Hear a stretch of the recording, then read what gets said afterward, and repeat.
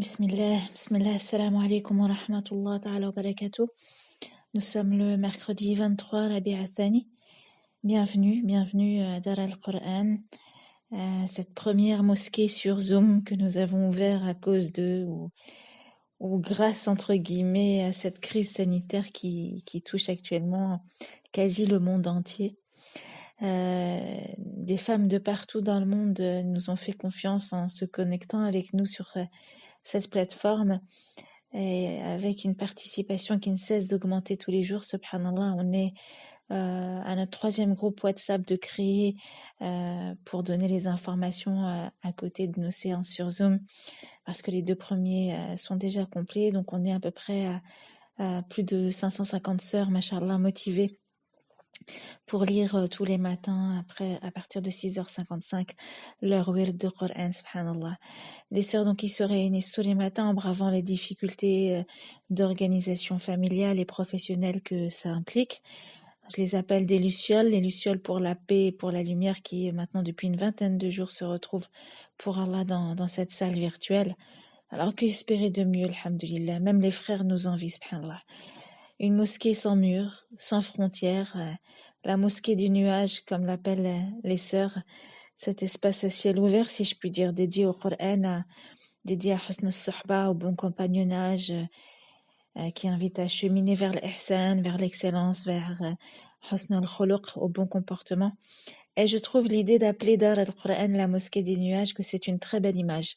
Et Allah de nous dire dans sa sourate An-Nur de la lumière, n'as-tu pas vu que Dieu pousse les nuages? Ensuite, il les réunit et il en fait un amas.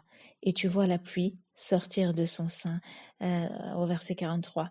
Puisse Ya Hayy ya Qayyum se déverser sur nos cœurs et dans nos maisons grâce à la lecture du Coran que l'on fait le matin tout ensemble, une pluie, Inch'Allah, de miséricorde pour faire revivre les terres mortes et les cœurs qui parfois se sont asséchés, une pluie de rahma, de sérénité, de sakina, une pluie de bienfaits, une pluie de paix, d'amour, une pluie de réconciliation, de réconfort, un bien-être, Inch'Allah, spirituel lié aux délices de la foi. C'est le prophète sallallahu alayhi wa sallam de nous dire dans un hadith, la terre tout entière a été rendue pour moi et ma communauté purificatrice et lieu de prière. Et Dieu de nous montrer que finalement on parvient à faire de nos maisons des lieux de vie spirituelle intense. Et donc, pour reprendre et paraphraser le prophète sallallahu alayhi wa sallam en disant que toute la terre est un lieu de prière, donc si toute la terre est un lieu de prière et toute la terre est un masjid, un lieu où on se prosterne et on peut se prosterner pour lui, eh bien on doit protéger toute la terre et s'en occuper comme on nettoierait et on protégerait nos masjids, les lieux où on se prosterne. On a vu les jours passés et on a pu mettre en avant les vertus du Coran à travers les sourates qu'on a pu lire en tant que nour, lumière, en tant que sagesse, en tant que clé pour l'intuition spirituelle, pour le discernement. Avant-hier, on a évoqué le Coran comme shifa, donc source de guérison.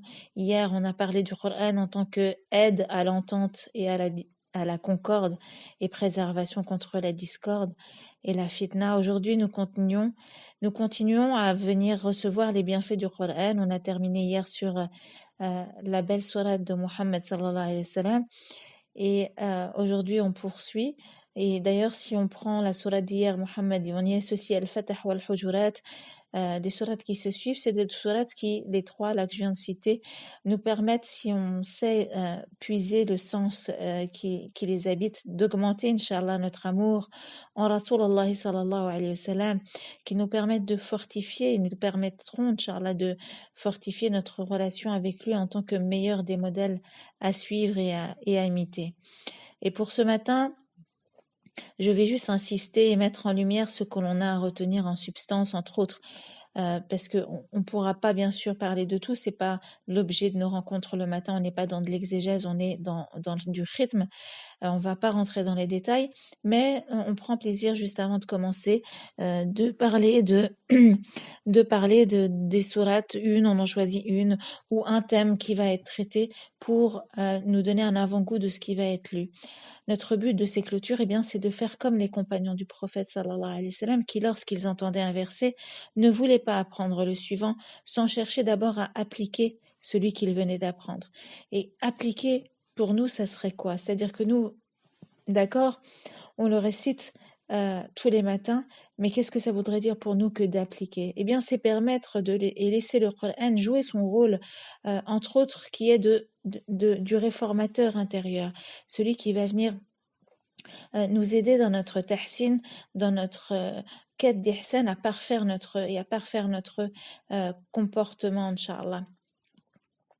Parce que si finalement lire le Coran tous les matins comme ça n'a pas un effet, un impact dans le restant de notre journée sur notre comportement avec nos enfants, avec nos conjoints, avec notre famille, avec nos parents, avec notre voisinage, si on parvient pas à finalement s'améliorer grâce à cette lecture, on sera passé à côté du but du Coran qui est justement tahsin, qui est justement le fait de nettoyer les cœurs et de nous aider à devenir meilleurs. C'est comme, sinon, ça ferait comme Allah, ce qu'il nous dit au sujet du jeûne. Si on se prive uniquement de manger et de boire, on sera passé à côté des vertus spirituelles du jeûne. Donc cette lecture du Coran, pour nous, on l'espère en tout cas, on demande à Allah qu'elle ait un effet, Inch'Allah, sur nos cœurs. Et dans la sourate Al-Hujurat, donc, qu'on aura à lire aujourd'hui, Allah insiste sur donc un des domaines à parfaire dans notre comportement, c'est nos bonnes manières. Donc, il insiste sur les bonnes manières, sur ce qui se fait et sur ce qui ne se fait pas. Et Dieu sait que de nos jours, c'est vraiment quelque chose qui se perd. Comme si on peut tout se permettre. Or, l'islam nous apprend que non. Il y a un code de la chevalerie. Il y a des choses qui se font, il y a des choses qui ne se font pas. Et dans cette sourate d'ailleurs, la sourate porte le nom de l'Hujurat, ce qui veut dire les appartements, parce que certaines personnes vont se permettre d'appeler le prophète sallallahu alayhi wa sallam et de l'interpeller devant ses murs alors qu'il est chez lui, donc en essayant presque de jeter un coup d'œil sur ce qui se passe pour l'appeler et qu'il, à n'importe quelle heure, à n'importe quel moment de la journée, sans respecter sa vie privée. Et donc, on vit dans une époque où on a perdu ces règles de bienséance qu'Allah nous invite à retrouver et à trouver dans Surat Al-Hujurat, en disant attention, respectez la vie privée de vos congénères. Et on vit à une époque où il n'y a plus de barrières, il n'y a plus de hujurat justement il n'y a plus de murs, il n'y a plus de clôture entre notre vie privée et notre vie publique. Et le privé se montre dans le public très facilement par le biais des réseaux sociaux. Et donc, cela fait que les gens deviennent de plus en plus indiscrets, de plus en plus curieux et se permettent de l'être de plus en plus, subhanallah, comme si ça devient normal et réclamer un tant soit peu de respect, ça devient vieille France et obsolète. Et cette sourate d'éduquer les hommes à apprendre à se comporter avec le prophète sallallahu alayhi wa sallam pour avoir cette noblesse de comportement, mais pour donner envie aux gens plus tard d'embrasser l'islam, justement de par cette courtoisie spirituelle et cette bienséance et ce respect et ce bel agir que tu auras appris et que les compagnons ont appris en passant par l'école du prophète sallallahu alayhi wa sallam, eh bien, ce comportement va donner envie aux gens de se convertir et d'avoir envie de modéliser et de prendre pour exemple le prophète sallallahu alayhi wa sallam. Et je suis parfois tellement étonnée de voir qu'on a perdu beaucoup de ces sifat liés à l'islam. Cette retenue, ce savoir-vivre. j'aurai pas le temps ce matin de donner des exemples tant j'en ai à l'appel et d'en évoquer les causes sociologiques et spirituelles parce que oui, il y a des causes forcément historiques. On peut parler d'éducation nationale, on peut parler des nouvelles mœurs, on peut parler de tout un tas de choses qui ont fait que oui, on a perdu cette courtoisie et cette politesse spirituelle, si je puis dire, mais c'est jamais trop tard pour bien faire. Et justement, le Coran, de par son intemporalité, nous invite à toujours veiller à.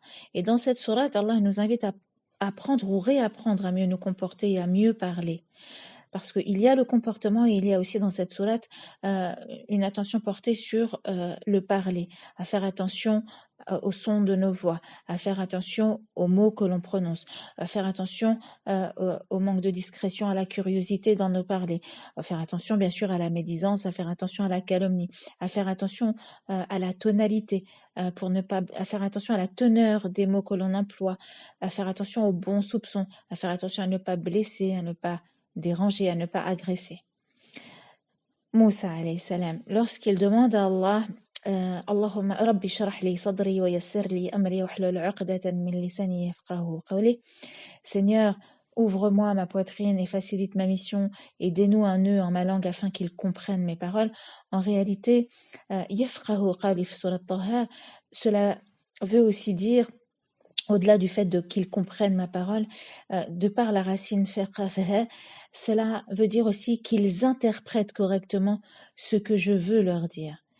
Ce qui veut dire que le croyant doit être précautionneux quand il parle et se rappeler que lorsque l'on s'exprime, il y a un émetteur, et c'est toi, et tu es responsable de ce que tu vas émettre, et il y a un récepteur.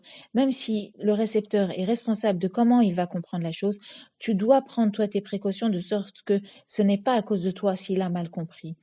Et le musulman doit vérifier avant d'envoyer son message que la forme y est et que celui-ci ne risque pas d'être mal compris, mal pris, que ce qu'il va dire ne risque pas d'être mal pris. Alors, il faut prendre effectivement le temps. Il faut prendre effectivement le temps et d'y mettre les mots d'usage comme s'il vous plaît, comme bismillah, comme merci, comme tous les mots euh, dont on se passe actuellement, où on va directement droit au but, où on tutoie facilement, où on a le sentiment qu'on est tous des potes à la compote et qu'on peut se permettre une familiarité. Et d'ailleurs, c'est ce qui a été reproché aux Bédouins et ce qui a été reproché aux gens qui venaient voir le prophète sallallahu alayhi wa sallam, une familiarité sans respect. Et l'islam vient te dire non, il y a des adab, des règles, des façons de se comporter où tu montres à l'autre que tu le respectes, où tu montres à l'autre que tu as des limites, où tu montres à l'autre que oui, nous ne sommes pas de la même famille, que il y a des limites à avoir, qu'il y a des choses qui se disent, il y a des choses qui ne se disent pas. Et l'islam est venu nous aider à devenir une meilleure version de nous-mêmes. L'islam vient nous éduquer à faire preuve de pudeur dans notre comportement.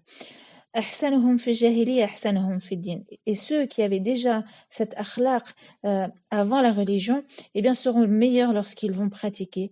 Et puis quant aux autres, nous aurons à parfaire notre façon de nous exprimer et notre façon de nous comporter. Parce que oui, il y a des gens pour qui c'est plus inné que d'autres. Il y a des gens qui ont déjà peur dans leur tempérament et dans leur personnalité. C'est plutôt des gens qui sont dans la peur de déranger. Donc eux, ils ont cette facilité à être dans la gêne et dans la pudeur avec les gens. Et puis il y a des gens qui ont en eux et fait leur l'adage qui dit ne fais pas aux autres ce que tu n'aimerais pas qu'on te fasse. Donc ces gens-là, machallah, c'est ceux-là dont on parle ahsanuhum fid din wa ahsanuhum fil jahiliyya ahsanuhum fid din. Mais maintenant, il y a des personnes, quand tu leur dis ne fais pas aux autres ce que tu n'aimerais pas qu'on te fasse, ils te disent mais moi ça me dérange pas qu'on me parle comme ça. Et donc du fait est que eux ça les dérange pas qu'on leur parle comme ça, ils se permettent de te parler de cette façon. Et alors du coup cet adage il est pas valable pour tout le monde. Alors dans ce cas-là, qu'est-ce qu'on dit? Dans ce cas-là, on dit alors dans ce cas-là, effectivement, ce qu'on va t'inviter à faire, c'est à parler comme si tu étais en présence du prophète sallallahu alayhi wa sallam. C'est à parler comme si tu parlais presque au prophète sallallahu alayhi wa sallam. Et tu verras que si tu réfléchis comme ça, il y a des choses que tu ne te permettras pas de faire. Et il y a des choses que tu n'oseras pas dire. Sans parler de la grossièreté, mes sœurs. La grossièreté, euh, j'entends des fois des choses, où je vois circuler des choses, où on m'envoie des vidéos grossières, et je me dis, mais en fait, euh, donc moi j'écoute parce que je me dis, ben, c'est telle sœur qui me l'envoie, et puis je me dis, waouh, mince, c'est quoi ça? Qu'est-ce qui vient de me brûler les oreilles? Et donc on n'a pas les unes et les autres les mêmes limites, je l'entends, et je juge personne, mais attention à la grossièreté. C'est quelque chose qui abîme la foi, qui abîme les cœurs et qui éloigne les anges. Et les bonnes intentions ne suffisent pas. Il ne suffit pas d'avoir une bonne intention pour bien faire. Il ne suffit pas d'avoir une bonne intention pour dire des choses, pour dire les choses correctement. Parce que en islam, la fin ne justifie pas les moyens. Les moyens en islam comptent énormément. Et ce que je veux dire par là, c'est que ce n'est pas parce que tu as un objectif et tu passes directement à ton objectif sans passer par 4 chemins, et du coup, tu fais pas tu es cache-pistache et tu fais pas dans la demi-mesure, et du coup, tu blesses. Et ça, c'est pas le comportement qu'avaient les compagnons entre eux, c'est pas les comportements que le prophète sallallahu alayhi wa sallam a demandé d'avoir, et c'est pas le comportement qu'Allah nous demande d'avoir. Et Allah nous le rappelle dans cette sourate qu'on doit faire attention à nos bonnes manières. J'aurais pas le temps de vous raconter parce que j'ai plein d'histoires sur justement pour vous expliquer qu'il ne suffit pas d'avoir des bonnes intentions pour parvenir à bien faire, et que la communication sage, vraie et non violente, bah, ça s'apprend. Et donc, juste rapidement, parce que là, on va commencer la lecture du Coran et je voudrais pas prendre trop de votre temps, mais si on prend pour exemple cette histoire que l'on rapporte au sujet de la sagesse à avoir, en s'inspirant de la famille du prophète sallallahu alayhi wa sallam, et notamment de ses petits-fils. Donc, un jour, alors qu'ils allaient pour faire leurs ablutions, bah, ils ont trouvé un homme plus âgé qu'eux qui était en train de les faire, mais de façon erronée. Et plutôt que de lui dire hop, hop, hop, hop, hop, c'est pas comme ça, et de par leur statut familial, de par leur origine, de par leur science, ils auraient pu se permettre, et c'était facile d'être qu'on accepte ce qu'ils disent par rapport au fait qu'ils soient les fils de qui. Mais de par le fait qu'ils soient passés par l'éducation du prophète sallallahu alayhi wa sallam et par le filtre de son éducation, qu'est-ce qu'ils vont faire? Eh bien, ils vont dire au Ami, est-ce que tu peux nous dire et vérifier si on fait bien nos ablutions? Donc c'est eux qui vont demander à cet homme âgé de lui dire, est-ce que tu peux vérifier si on fait bien les ablutions? Et le Ami étonné va accepter, mais quand il va les voir faire, ben, il va comprendre que c'est lui en réalité qui était dans l'erreur. Et donc ça a été dit de façon subtile. Et la subtilité, c'est tellement plus ça a plus d'impact, subhanallah, pour faire comprendre les choses aux gens. Donc le musulman doit réapprendre à faire preuve de subtilité spirituelle, de courtoisie, et c'est la marque de fabrique de l'islam, c'est sa marque de distinction. Hier, à ce sujet, j'ai posté, j'aurais pas le temps d'en parler encore ce matin, l'exemple de l'odeur des toilettes, l'anecdote de l'odeur des toilettes et de l'imam al-Basri, rahmatullah alayhi. Je vous laisse aller regarder. Sans plus attendre aujourd'hui, une étape beaucoup plus courte qu'hier va se dérouler, Inch'Allah, de par les pages qu'on aura à lire. Je crois qu'on a 13 ou 15 pages aujourd'hui à lire. Hier, on en avait 28, donc c'est beaucoup moins, alhamdoulilah. En tout cas, merci d'avoir été courageuse, d'être restée jusqu'au bout hier. On remercie nos Émirats pour leur performance du matin. Je rappelle qu'on a mis en place un secrétariat pour que vous puissiez envoyer vos enregistrements si vous voulez faire partie donc des guides qui récitent, de nos sœurs guides qui récitent. On est en train de créer un groupe d'émirats de sorte que l'on puisse tourner et que cela ne soit pas toujours les mêmes qui guident. Donc on attend encore des envois, Inch'Allah, et notre but va être de pouvoir maintenir sur la durée cette belle initiative. Et pour qu'elle puisse perdurer, eh bien, il faut qu'on ait un réseau, si vous voulez, un groupe de sœurs qui soit là, disponible, afin que ça tourne et que ça soit pas lourd pour les sœurs qui sont déjà dans le groupe. Donc, nous, ce qu'on privilégie, c'est les voix plutôt graves et les rythmes apaisants et doux. Et si on ne vous sélectionne pas entre guillemets, cela ne remet pas en cause votre niveau d'expertise. loin de là. Je ne vous arrive pas à la cheville, mes sœurs, et ça remet pas en cause ni votre sincérité, ni votre piété, ni votre envie de bien faire, ni votre envie de nous aider. Donc, nous, dans le bureau, ce qu'on fait, c'est qu'on écoute et qu'on fait aller les voix les unes avec les autres. On a établi une attente particulière quant à l'harmonie.